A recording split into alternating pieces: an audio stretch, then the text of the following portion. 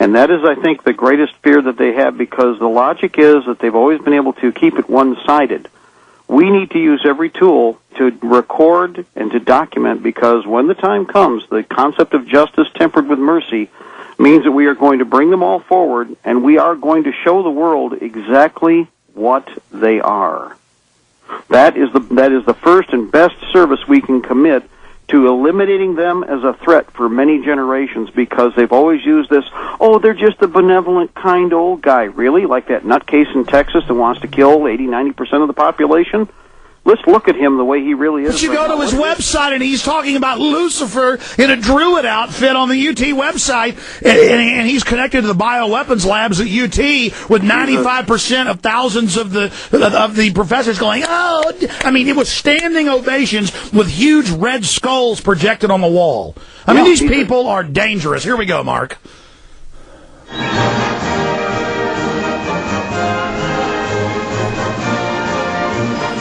Mark, you know, it's got to shake up the Bilderberg group that we're committed and don't care if they arrest us or detain us. I mean, when they would drive in, the Queen of the Netherlands and David Rockefeller and Zbigniew Brzezinski and Henry Kissinger and the King of Spain showed up. When they would show up and drive past, we would see them. Madeleine Albright panicked and then sped back out and left, because when she got out, we were bullhorning her with huge industrial bullhorns going, Madeleine, you murdered the Iraqi children. She got scared and left. When Bernanke drove by, he was on untinted windows, and he looked really upset and looked at us like we were 500-foot goblins or something. And that's the thing, is they hate it that we're committed and ready to be killed and ready to be tortured or die. That doesn't mean we're going to go along with it. But, I mean, they know we're committed. I think they are realizing that they're going to... I know they're going to lose. I can tell in my heart of hearts they are going to go down. Mark? That they have, and now it's realizing. See, their argument is there's no place to hide. Well, you know, kind of like what Chesty Puller said years ago when they were at the Chosin Reservoir. I mentioned this last time around the air. The major walked up and said, "Sir, we're surrounded." And he looked at me and said, "Good. That means we can attack in all directions." Every bullet counts from that point forward. Well, you know what? There's one part about this, is that when the time comes, the global connections that they've created means that there is also no place for them to run. Think about this. Before in fact, they're already trying to figure this out. You know, I'll give you an example. I've always asked people, what about these massive yachts that you see in different magazines? Who buys them? Where are they? Why is it you don't see images of them? If you do, it's very rare, and when you do, they look like cruise liners parked in whatever harbor they're in. Well, it's because that's one of the many refuges they think they're going to use. But here's the thing. When we are done, and there's going to be a two-phase war, one of the points, the secret police are the shock troops, and most of them are the goofs that are designed to be expendable. Once that happens, then we will defeat them. They're designed to consume resources in what is a 1-2-3 punch. Second phase is going to be conventional ground forces, mostly foreign, although some... And we see this in Iraq right now, but go ahead. Right. Now, the next step is, as they get more frustrated, they are going to pour more assets into the U.S. to attack the American people. It's that simple. The problem is this. We have militaries that are not going to go along with it. They're overseas. The sad part is they're in frontier posture, far away from the homeland, from the United States. The enemy won't bring them back if they can help it, because they realize that their wives, their children, their families, their grandpas, their grandmas are the ones that they are being told to fight and kill. So the biggest problem is for our soldiers listening overseas is that they're in a very bad situation. It would be best if they could get back here in time. Personally, they should be probably looking at stepping away from the uniform at this time, unless they're in key positions that we established years ago inside the military. We have a large number of people who are biding their time. How do you think we were able to map out what transpired over the last 15 years? I worked as a 94B intelligence analyst, a 94B20.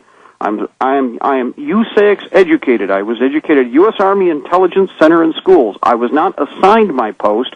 I was trained to my post. I also worked as a 96C, and I worked as a security manager, military trained, not something I just stepped into, with regard to OPSEC and other facility, other elements of communications and tangible securities.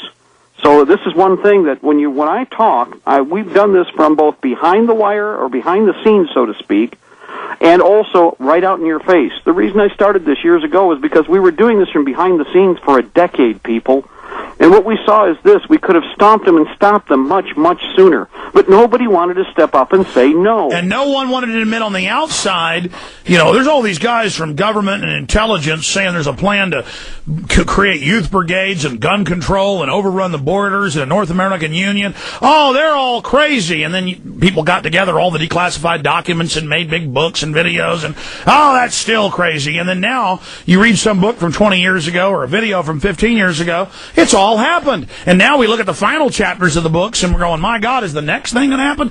And yes, they're going to stage more terror, bring in more police, brainwash the cops, incrementally turn the heat up, hire more felons and crooks, and then they do plan to start just murdering tens of millions of us. Now, most important here, again, real quick, guys, I'm going to touch on this. Get a gas mask now, get a gas mask now, and get a gas mask now. Get extra filters. If it's cheaper to buy another gas mask than to get extra filters, more masks are better. We need everything we're talking about. Your sponsors, Alex, for instance, have water purification. Water is life. You have to have water. We must have food. He who controls the water controls the food. He who controls the food controls the people. But both of those elements are instrumental. Well, to Mark, life. let's talk about how you see this breaking down. Looking at the forced posture of the awakening humanity, you know, hundreds of millions globally waking up every few months, tens of millions fully awake in the U.S., maybe 40, 50 million that have some idea, 60, 70 million have an inkling, but only a few million that really know what's going on and are really, you know, ready for this. And then looking at the enemy's posture and things they're planning, Chicago does seem to be one of their main areas. But you never know. They might say, look over here and then do something over there. How do you see this unfolding? I mean, what do you see coming up? Well, real quick, let's do a compression here. First of all, strategic overview. Many parts of the world, people fully understand what it is they see as a risk or a threat. America, exactly as was described in George Washington's three visions, is going to be standing alone. Now, America is in the United States, these United States. Look at this as a diamond cutter would. How are you going to cut this precious gem? Well, you already have the direction of the stroke. Look at the highway coming through Mexico, through your state in Texas, and up through the western side of the Mississippi River. And they bought up all the papers, all the newspapers. Foreign companies have Spanish and German and Dutch and British, have bought up all the papers there. They're also moving in former FBI and others to be the sheriffs in all those areas. So they're moving massive amounts of propaganda, control grid surveillance into those corridors. Most of the FBI are traitors who are working for a foreign power who are with one clandestine element or another. They must be looked at as hostile coming into your community. Their agenda, if they are trying to get into a public post, is to betray the local people. Understand that, period. If you think anything else, you are making a foolish mistake. These people have an allegiance to foreign powers, not to America. Their mission is to surrender the United States in its cut-up form to the ring knockers outside of this country. Now, here's the thing. Look at the stroke, people. Straight up through the western side of the United States, the Mississippi River is a natural land barrier. Number two is an 8-lane highway becomes an excellent patrol control zone, dividing the critical elements that are still valuable to the globalists, the western provinces of the United States, which have uranium, gold, iron, copper. The whole of the Rockies could not be touched because of, not all of it, but a good portion of it could not be touched because of America's national parks system established 100 years ago.